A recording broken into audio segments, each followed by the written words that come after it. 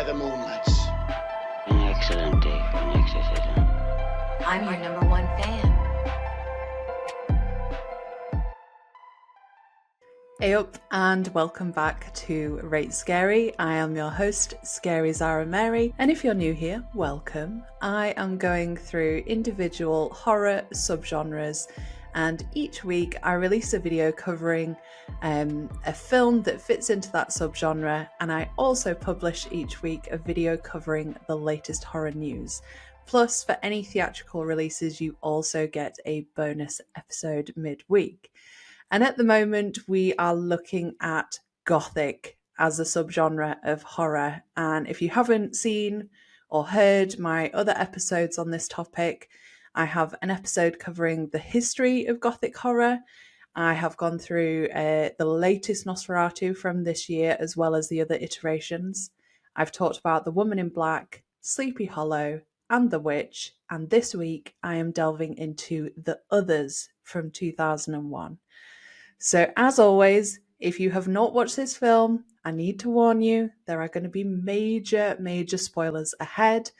I'm going to first of all run through the storyline in detail, and then we'll dig into some of the details about the film, the making of it, the cast, and so on. So final warning, if you haven't seen The Others and you don't want it to be spoiled, save this episode, watch the film, and then come back later. Okay, so let's do a run through of the film.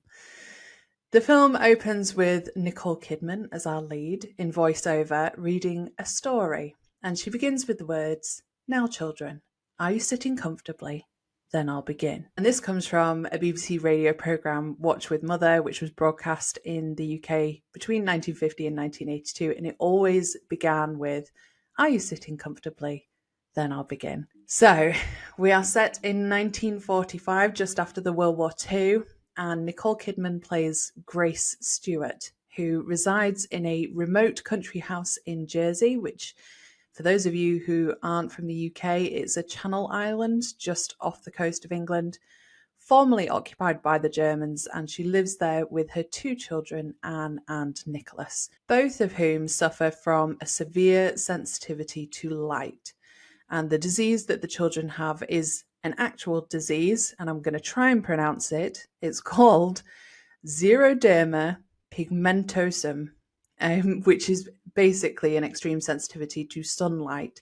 It's extremely rare, roughly 1,000 people in the world who have it, and Anne and Nicholas have it. And because of this, Grace keeps the home dark, very heavy curtains.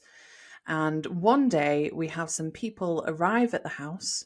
We have Mrs. Bertha Mills, Edmund Tuttle, and Lydia, who is completely mute. She doesn't speak a word. And they are seeking employment at the house. So Grace hires them as the housekeeper, the gardener, and the maid. And she's pleased to learn that the three of them have actually worked in the same house previously. So they know the place. Anne claims to be regularly visited by a young boy named Victor, his parents, and an elderly blind woman. And Grace believes this is a fantasy, something made up. But then she begins hearing footsteps and voices and starts to believe her a little bit. So she orders the house to be searched, initially believing maybe there are some sort of intruders inside the house. In a search of her own in a storage room, she finds a 19th century photo album containing photographs of corpses. And Mrs. Mills recounts that many left in 1891 due to an outbreak of tuberculosis.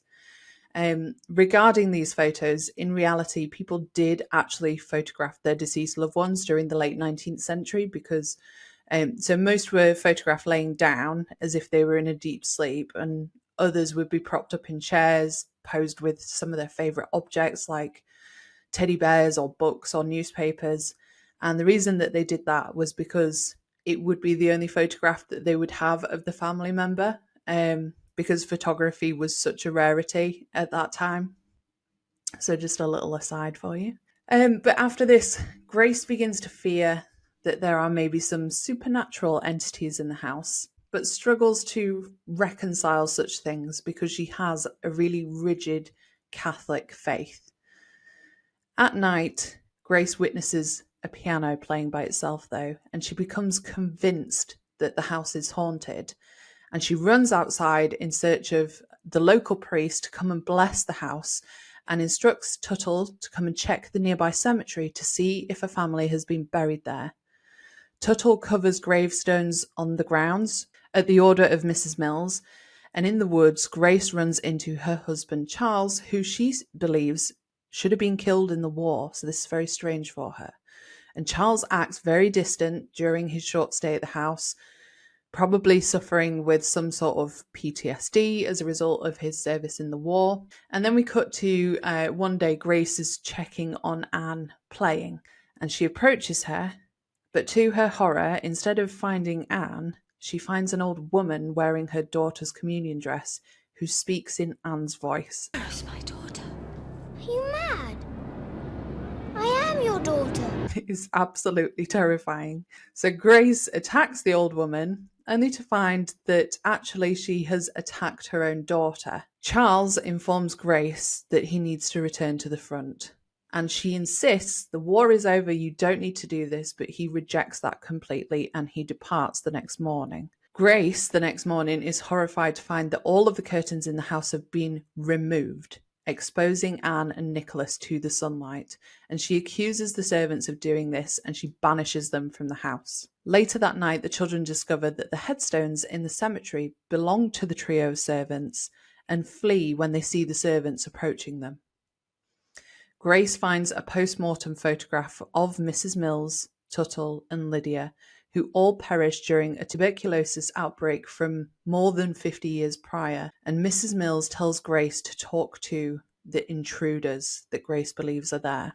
Grace discovers that the elderly blind woman is in fact a medium holding a seance with the little boy Victor's parents, who have discovered via automatic writing, which was a thing back then, still used now today, to talk to spirits, that Grace, despondent after Charles died in the war, smothered her children with a pillow before committing suicide herself. Aghast, Grace realizes that the others in the house are the living family living in their house, and that like the servants, she, Anne, and Nicholas have all passed away and are now spirits haunting the house and causing this supernatural activity. She embraces her children, and Grace admits to her act of murder-suicide. She had awoken afterward and believed that God had brought everyone back to life after the murder took place. And following the supernatural activity in the house caused by Grace and her children, Victor, the little boy, and his family move out. Anne and Nicholas realise that they are no longer afflicted by the sunlight, as they previously had been in life, and the house goes up for sale again, and Mrs. Mills informs the family that they will have to learn to cohabit with the living residents, only for Grace to ominously state that the house is only theirs. And then we end. Oh, a fantastic, fantastic ghost story. And before I get into some of the details of the film itself after that summary, I thought it would be great to talk about the cast, because we have a very limited cast in this film, but a brilliant cast. And it only makes sense to talk about Nicole Kidman first in the lead role of Grace Stewart. She is not only beautiful, Nicole Kidman is absolutely stunning. She looks amazing in this, but she does a wonderful job of portraying a woman who is truly at pain with her situation. You know, she has a husband who has been off fighting in the war for a very long time. While she has been fighting her own war at home, she's been raising these two children herself. And then moving into this home, there is some sort of unknown presence that is haunting them. So she has been fighting that battle as well. I actually read that Nicole Kidman wasn't keen on taking this part at first because she was fresh off the back of the success of Moulin Rouge, and she didn't actually want to be associated with a film that explored such dark places. But I am so glad that she did, because I think she works wonderfully in this. Some of the expressions that she has on her face, like, just that's what makes the film scary for me, is her reactions to certain situations, not necessarily the situations that are playing out on screen themselves. We also then have Alakina Mann and James Bentley as Anne and Nicholas, who are very sweet and very endearing, and they provide a real lightness to a lot of scenes. But similarly, some of the reactions that they have, some of the ways in which they talk to Grace, their mother, and the way in which they talk about what is happening around them makes this film scary. Why do you open the curtains? It was Victor. And the other person that I do want to mention is Fionnuala Flanagan as Bertha, because the trio of servants, but Bertha in particular, really add this layer of suspicion to the entire story. She's very hard to read, but in a very brilliant, well-acted way. And I love her in this. The other person worth mentioning who only appears in this very briefly is Christopher Eccleston, who plays Charles, Grace's husband, who has returned from the war. A total surprise that he appears in this, and he really is not in it for long, but he does a great job of portraying this very stiff upper lip, typical British soldier that has returned from the war and must return to the front because of his duty. So not a huge role for him in this film, but brilliant nonetheless. So we've talked about the story, we've talked about the cast. What exactly makes The Others a Gothic film? How does it fit into the Gothic subgenre? I think it's probably good to talk about some of the themes first, because that's what most prominently inserts a film into a subgenre. As with all Gothic horror, there are some brilliant themes at play here. We have a really strong theme throughout of fear and isolation.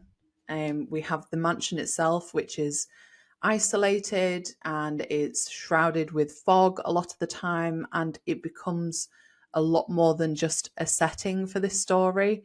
It serves as a physical manifestation of the character's psychological imprisonment. And I believe it even becomes more than just a setting, it becomes a character in itself. We have Grace, who is navigating a world where fear is just her everyday now. She is fearful for her husband, who is fighting in the war. She is fearful for her children and their terrible condition that they have to endure. And she's also fearful of this haunting presence that she believes inhabits their home. And that fear distorts her perceptions and her relationships.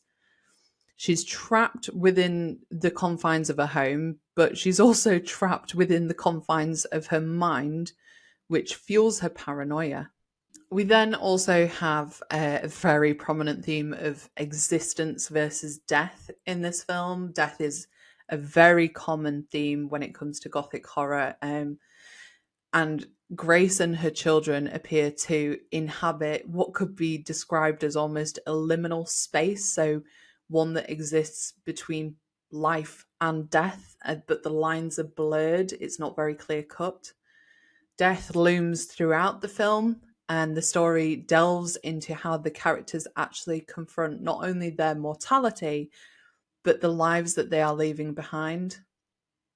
And as Grace is primarily focused on protecting her children, she has her own internal battle with loss and grief. I think she assumes at points that her husband has passed, even though she does hold on to this hope that he will one day return. So she's not only partly mourning her husband, but also mourning the life that they once had. And I think the last theme that I want to mention is that of identity. Again, a very, very common theme when it comes to Gothic horror in various different iterations. I think The Others is a great story that serves to remind us how easily one can lose themselves in times of strife and grief, because Grace's identity is deeply, deeply linked to her role as a mother, a provider, a protector, a wife. and she faces these events that are affecting her family, layers of her identity begin to unravel, and she soon finds that her sense of self is completely distorted, causing her to question her sanity, but also her identity and her place in the world. So, brilliant themes that lend perfectly to the Gothic subgenre. I think the other thing that lends perfectly to it is the setting, because we can class this as a period piece, as most Gothic films are. It's set just after the Second World War, so it does make it a slightly more Gothic, modern horror. But it is set in Jersey, which, like I said at the beginning, is an island just off of England. So if you think the UK is an island in itself, Jersey is a completely separate island, which in itself makes the setting isolating and cut off from humanity. And then we have this very grand estate, this home that the family have moved into, where the entire story is set. Very typical of Gothic horror. Like I said before, the house itself almost becomes an independent character. And then, of course, the story itself. Ghosts and hauntings are very typical of Gothic horror. I've talked on the podcast already about some of the other typical antagonists that we see in Gothic horror. You know, vampires are very typical, and I've talked at length with my buddy Celebro about Nosferatu, witches, and sort of spiritual manifestations. They are also very typical, and I talked about that in my episode on The Witch or The Vivitch. And then ghosts. This is just a brilliant, brilliant ghost story, and it has a fantastic twist in the tale. So I'm glad that I've been able to talk about a film where hauntings are featured heavily. And you don't portray themes and a setting and a twist like that without some fantastic writing and direction, which came from Alejandro Amenabar, who I had to read about because I didn't recognize his name, but from what I can see, and certainly from this film, a hugely talented writer and director who comes from Spain. I'm surprised that we haven't seen more Gothic horror from him. When I went onto his IMDb, I didn't recognize an awful lot of his catalogue, but I did see that he directed Vanilla Sky with Tom Cruise, which is also a phenomenal film and probably one that I want to rewatch at some point now that I know that this guy also directed that. But I do wish he'd done more horror, because he really delivers on the scares in this. This isn't lazy writing. Tension is built up throughout the entire film in a really brilliant, beautiful way. And much like the film is about a haunting, the scares are haunting as well. They linger, they stay with you. And I think one of the most terrifying scares in this film is when Grace finds an old woman in place of her daughter, and this old woman is talking to Grace like she is her daughter, and it just put my heart in my throat. It absolutely terrified me. So I think that's fantastic. And it, like, the film is actually fairly light on scares as well. They are dotted in there, but I feel like they are placed in the right moments. And I think it's no surprise that the film was hugely successful. It was theatrically released in the US on August 10th, 2001 by Dimension Films, and then in Spain on the 7th of September 2001 by Warner Sogue Films. It was, like I said, it was a major box office success. It grossed $210 million worldwide on a $17 million budget, received very positive reviews from critics who praised Amenabar's screenplay and his direction, as well as the atmosphere and performances of the cast, particularly Nicole Kidman. And at the 16th Goya Awards, the film earned a leading 15 nominations and won in 8 categories, including Best Film, Best Director, Best Original Screenplay. It was the first English language film without a single word of Spanish dialogue to be awarded Best Film at Spain's Goya Awards, which are like the Spanish equivalent of the Academy Awards. And then it also received a number of nominations at the Saturn Awards. It won 3: Best Horror Film, Best Actress for Nicole Kidman, and Best Supporting Actress for Flanagan. And it also got nominations for Best Actress in a Leading Role for Nicole Kidman and Best Original Screenplay at the British Academy Film Awards. It won for Best Film at the European Film Awards, and Nicole Kidman was also nominated for Best Actress in a Motion Picture Drama at the Golden Globe Awards. So you can see at least it got its flowers, because sometimes what happens with horror films, and specifically Gothic horror films, we as horror fans might think they are fantastic, but they might not be received well by critics, and they certainly might not be received well by award judging panels. Hopefully we're seeing a turning point with that, thanks to films like The Substance and Nosferatu and Alien Romulus, which have been put forward for Academy Awards this year. But you never know when it comes to horror. I also read that in April 2020, Sentient Entertainment had acquired the remake rights to The Others, which I found odd because in my head 2001 doesn't seem that long ago, because it's got 2000 at the beginning of it. But then I have to remind myself we are in 2025, and actually now The Others is 24 years old, so it probably makes it ripe for the picking when it comes to remakes. They were planning on revamping the film by setting it in the present day. And later that year in 2020, it was announced that Universal Pictures were going to co-produce and distribute the film with Sentient. But not a word has been spoken about that remake to this day. So I don't know what's happening with that. Maybe they've decided to drop it. I mean, they did announce that right in the middle of the COVID-19 pandemic, so maybe it just fell to the bottom of a list somewhere. I would be intrigued to see how they would set it in present day. Personally, I feel like the story in particular lends itself to being a more period film, but you never know. So we'll see if Universal actually decide to do anything with that remake. So keep your eyes peeled, and obviously I will tell you if that ever happens.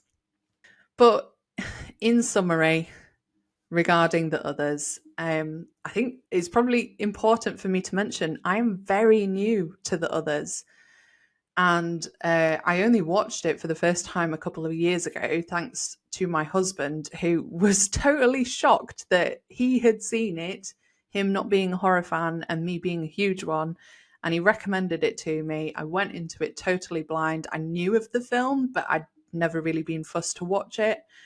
And I was blown away by it. So the fact that I am still very new to it, it's not like some beloved film that I watched in 2001 and have loved it ever since. But that's how important I feel this film is to the Gothic subgenre, because I think it's such a fantastic exploration of, like I'd said, brilliantly traditional Gothic themes around identity and the human psyche and isolation and death. The setting itself is lonely and it's haunting, and we have such a brilliant cast, the supporting cast, who create this sense of paranoia and suspicion throughout, which is typical of Gothic horror.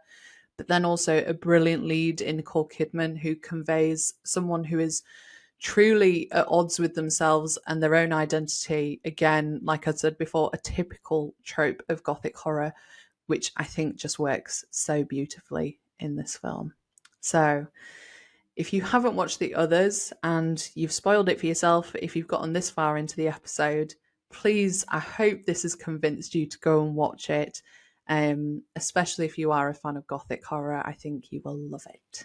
So there are still a couple of iconic Gothic horror films that I want to dig into over the next couple of weeks, namely Crimson Peak, which I am going to be doing with Sam from Horror, Halloween and Home, and then Bram Stoker's Dracula with my buddy Sam Celebro.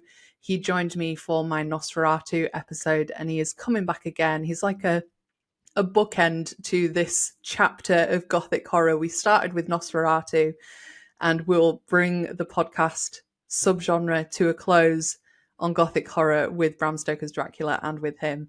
But I am also going to do a ranking of Gothic horror films to round out this series before I then move on to a new subgenre, which is going to be torture. So I think I said this right at the beginning of the podcast that I'm going to kind of flip-flop between subgenres. So try and do something that is almost the polar opposite of the subgenre that I've just talked about. So given we've just talked about Gothic, I wouldn't want to then move into something like vampires or paranormal because that feels very close to this subgenre. So we're going with torture because I cannot wait to talk about gore. Torture, it's not one of my favourite subgenres, but it has got some of my favourite films in it. So if you've gotten this far into this episode, I've been asking on my social media what people's favourite torture horror film is. If you've gotten this far, please do let me know in the comments of this episode, whether you're listening or if you're watching on YouTube. I want to know so that then I can talk about your favourite torture horror film. And if you've enjoyed this episode, please do stick around. If you're new here, take a watch or a listen of my previous episodes if you want to catch up on this subgenre. Speaking of which, I've got various different socials that you can follow along for. You can follow either at Rate Scary on Instagram or YouTube, or at Scary Zara Mary on Instagram, TikTok, Blue Sky, and Threads. Pretty much every single social media platform that is out there. And it would mean the world to me if you could drop a like and subscribe if you're watching this on YouTube, or if you're listening on your podcast player, drop a follow and leave me a 5-star review, because I am still such a total newbie at this and it helps me massively with the algorithm and getting me out there to connect with other horror fans. So we will leave it there for this week. I hope you have enjoyed me diving into the others. Like I said, if you have not watched this film before, I hope that this has convinced you to watch it. And if not, stick around for more, because more brilliant films to come. I'll see you with this then. I'll see you soon. They're coming to get you, Barbara. I guess everyone's entitled to one good scare, huh? I'll be right back. Game over. It's all for you. Beware the moonlights. An excellent day for an exorcism. I'm your number one fan.